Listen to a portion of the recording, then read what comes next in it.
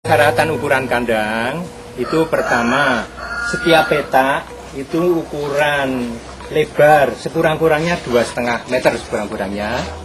Panjang, kalau sapi jenis crossing metal mesin itu panjangnya paling tidak 3 meter. Setiap petak itu bisa untuk 2 sapi. Kemudian kemiringan agar air kencing sapi bisa lari, tidak ngemplung di dalam kandang, itu kemiringan antara depan dan belakang berjarak antara 5 sampai 7,5 cm. Kalau dipelur harus kasar, jangan diaci agar sapi tidak sering kepleset. Ketinggian itu paling tidak 3 meter dan 3,5 atau 4 meter agar ventilasi udara bisa cukup. Kemudian sinar matahari juga harus cukup, baik di saat pagi maupun sore, agar kesehatan sapi bisa lebih terjamin. Kokoh kandangnya ya, artinya tiang-tiangnya itu kalau bisa dengan cor, karena sapi ini sangat kuat. Kalau nanti berot saja, kalau hanya berubu, kandang ini bisa dibawa lari. Sekali lagi tidak bagus, tapi kokoh dan sehat.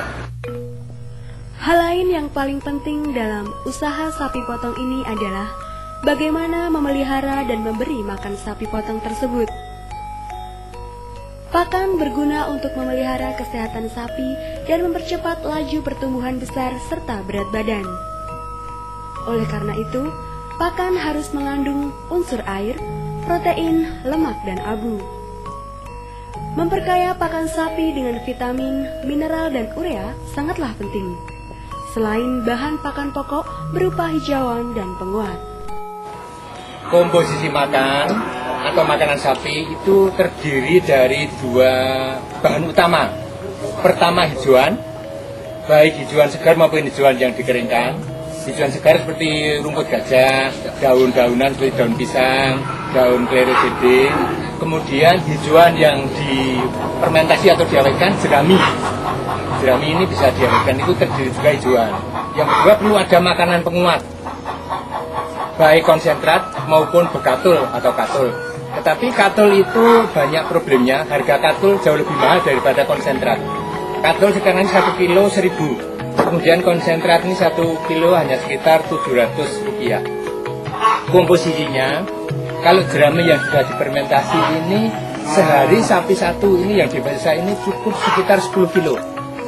10 kilo dibagi 2, pagi sekitar jam 7-8 5 kilo, sore sekitar jam 4 jam 5 5 kilo. Kemudian makanan penguatnya atau konsentrat tadi, yang sapi dewasa jantan ini rata-rata saya beri 3 kilo sehari. Pagi 1,5 kilo, sore 1,5 kilo. Kalau sapi gunting tua itu sehari sekitar 4 kilo. Itu kondisi begitu sudah keadaan fisik sapi seperti ini. Jangka panjang pemeliharaan. Yang penting ada makanan penguat berupa konsentrat, ketela dan sebagainya. Tapi ada hijauan segar dan hijauan yang diawetkan. Hanya 2 itu. Jerami yang begitu banyak tersedia di masyarakat sebagai bahan pakan ternak sapi, mutunya tergolong kurang baik. Tetapi dengan pengolahan, maka mutu pakan jerami bisa ditingkatkan kandungan zat-zatnya serta mudah dicerna sapi. Maka dengan fermentasi jerami, pakan ternak akan semakin mudah disediakan. Nah, bagaimana membuat fermentasi jerami tersebut? Cara membuat fermentasi jerami, pertama menyediakan tempat untuk fermentasi yang terlindung dari air hujan dan panas matahari. Artinya tidak kena hujan, tidak kena panas. Kalau bisa petaknya dibuat lebar 3 meter sehingga nanti membuat blok-bloknya mudah. Bahannya untuk jerami 1 kental itu ureanya kurang lebih 0,5 kilo atau paling banyak 6 on. Kalau terlalu banyak urea bahayanya lembunya menceret, tapi mati tidak. Kemudian untuk 1 kuintal jerami starternya beserta bio itu kurang lebih juga 0,5 kilo. Cara membuatnya, jerami ditebar dalam petak kurang lebih 3 meter kali 3 meter, satu sapnya setinggi kurang lebih 20 cm. Setelah itu jerami ditata, ditaburi urea.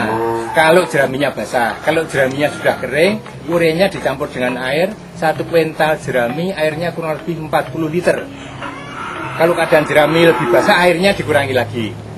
Setelah disiram dengan urea atau urea, kemudian Starbio kurang lebih setengah kilo tadi ditaburkan. Setelah itu sap pertama, dibuat lagi sap yang kedua. Jeraminya sama, urea sama, Starbio sama, sampai setinggi paling tidak 2 meter. Itu setelah 3 minggu sudah siap dikonsumsi. Nanti pada hari kedua ketiga itu, kalau pagi tumpuan jerami fermentasi seperti gunung berapi, gemutuk, berarti itu ada proses fermentasi. Bahkan panahnya itu kalau sore diberi telur, paginya diambil telurnya sudah matang. Setelah 3 minggu siap dikonsumsi. Itu tidak ada kedaluarsanya. Artinya kalau sudah 6 bulan jeraminya rusak, tidak, selama tidak kena hujan langsung.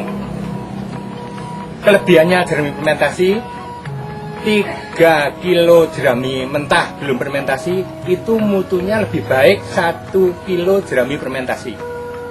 Jadi mutu gizinya jerami 1 kilo fermentasi lebih baik daripada 3 kilo jerami mentah. Menghemat bahan hijauan dan juga limbah jerami bekas itu nggak ada karena semua habis termakan.